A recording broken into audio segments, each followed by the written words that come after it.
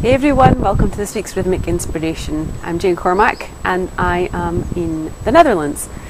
So this week I want to talk about finding your tribe and the importance of finding your people.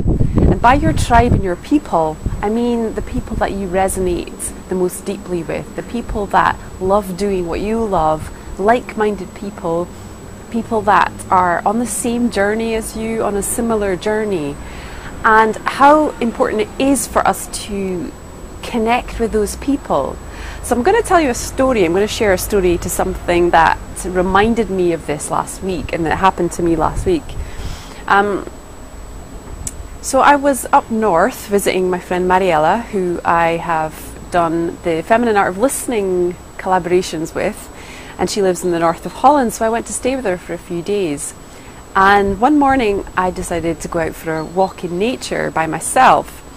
So I went for this walk out in nature and was enjoying myself, enjoying the silence, enjoying being on my own, and just having that space around me. And I walked past a farm, and there was an older man and an older lady chatting outside the farm, and I said hello, and I walked past them, and then I stopped to look at these horses. They have Frisian horses in Friesland, strangely enough, and they're a breed of horses that are from Friesland, and they're beautiful, gorgeous black horses. These were the horses I was looking at, so I was just admiring them.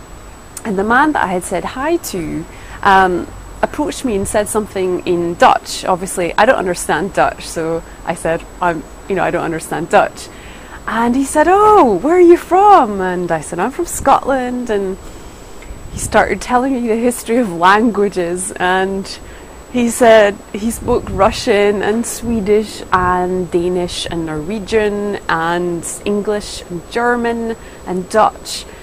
And I thought, wow, this guy's been around a lot, he's travelled, and he just had this energy about him that was really open and jolly, very happy. And he had a French beret on his head. He was an older gentleman with a grey moustache and round spectacles, and he was an artist. So we got talking and we started walking together. And so we were walking along this path together, and he started sharing about his life and saying, how he was a painter and an artist and a singer, and that he had loads of paintings and he'd done an exhibition, and he loved singing and creating and speaking with animals and just going out and connecting with the world. And I shared some of my story with him as well, that I'm an artist and a creative person, and I love all these multiple ways of being creative, that there's not just one way for us to be creative. So we got to a fork in the road, and the path that I was walking on was going straight forward, and then he was going to go to the left to go back home. And at that point he said to me, "Would you like to see some of my paintings in my home?" And so I felt into it, and it felt just really light to me. It felt good, and I felt that feeling of joy open up within me. I felt an opening, and I thought, yeah, it feels good, it feels safe, it feels okay to say yes to this. And so I did. I accepted the opportunity and the invitation, and I went to this man's house, and he made me a lovely cup of green tea and gave me some organic chocolate and showed me the most amazing paintings in his house. He had huge canvas paintings, he had walls stacked with all his paintings of watercolours and landscapes, and he showed me a flyer for an exhibition he'd done. And we just sat down and had a lovely cup of tea and shared so much about creativity. And then he began singing. He began singing opera. I was absolutely astounded, because his voice was the sort of voice that you go to pay for to go and watch in a theatre or to go and watch in an opera show. it was amazing. And here's me sitting in this man's living room, and he's singing in Russian opera, and it just lit me up. I just felt so lit up and inspired by this man, because he was a multi-creative person just like me. And I just thought, you know, I've found someone in my tribe. I've connected with one of my people, somebody that just enjoys and is lit up by the creative expression process, by the arts.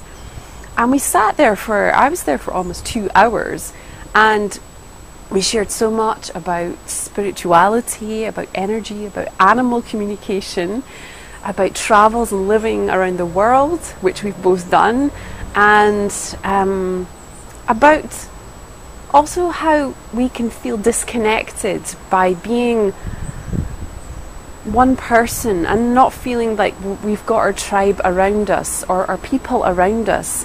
So that's why I wanted to share this story with you, because of that reason, how important it is for us to feel connected to people like us that are doing things that are similar to us as a support network, and to feel inspired, but also to feel ourselves and feel reconnected with that, who we really are. It reminds us who we really are.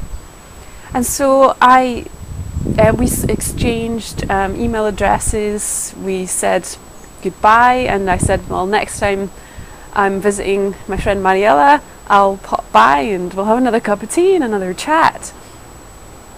So I wanted to share that as well, because opportunities pop up like that and you need to be open to them, because often in a situation like that, as a woman, a lot of women would say, well, no, because it's not safe to go with the man you've just met to his home. And I want to say that yes, that's a very good point, but this is where your intuition and your self-trust and your feeling into it comes into play.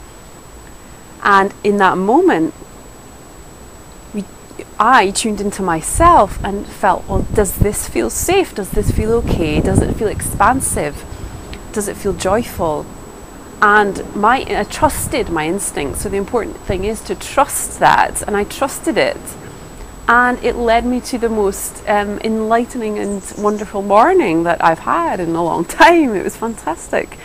So that's why it's so important to learn and develop self-trust as well, because in moments like that, we don't want to miss the opportunity, but we want to be safe and take care of ourselves as well. So I hope this story has inspired you to be open to opportunities like that, and to really connect deeply with people in your tribe, and to go out there, put yourself out there and share what you love, so that you can find your people as well and feel the support, the inspiration and the joy that comes from connecting with your tribe and your people. So, oh, there's a little bird flying up there. Just flew into right into my view. So from the Netherlands, keep creating, keep connecting, and I'll see you next week. Okay, so bye for now.